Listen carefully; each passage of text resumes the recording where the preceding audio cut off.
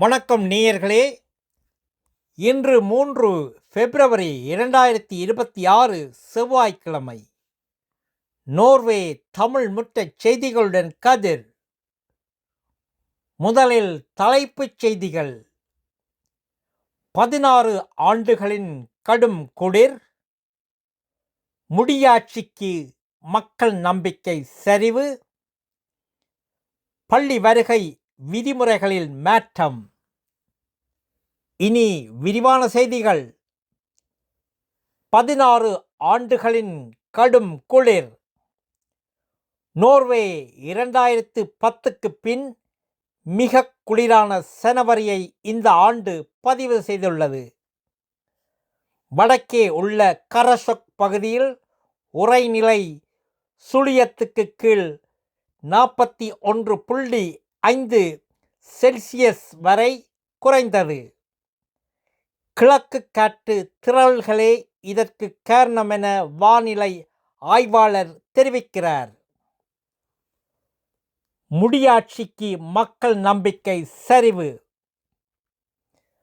முடிக்குரிய இளவரசி மெத்தமாரித் மற்றும் மறைந்த அமெரிக்க பாலியல் குற்றவாளியான ஜெஃப்ரே எப்ஸ்டைன் தொடர்பான செய்திகள் வெளிவந்ததைத் தொடர்ந்து முடியாட்சிக்கு மக்களின் நம்பிக்கை குறைந்துள்ளது.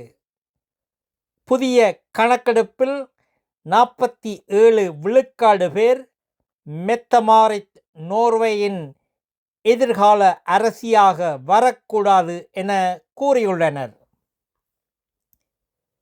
பள்ளி வருகை விதிமுறைகளில் மாற்றம். பள்ளி மருத்துவ செவிலியரை சந்திக்கும் நேரம் இனி வகுப்பு மாணவர்களின் வராத நேரமாக ஃப்ராவார் கணக்கிடப்படாது. நோர்வே நாடாளுமன்றத்தின் கல்விக்குழு இந்த மாற்றத்தை ஒருமனதாக ஏற்றுக்கொண்டுள்ளது.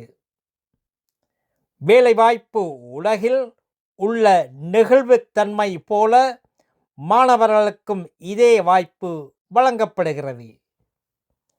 நல்லது நேயர்களே, மேலும் செய்திகளுக்கு நோர்வே தமிழ் முகநூல் பக்கத்தையும் இணையதளத்தையும் பாருங்கள். உலகெங்கிலும் தமிழ், நம் உணர்வெங்கிலும் தமிழ்.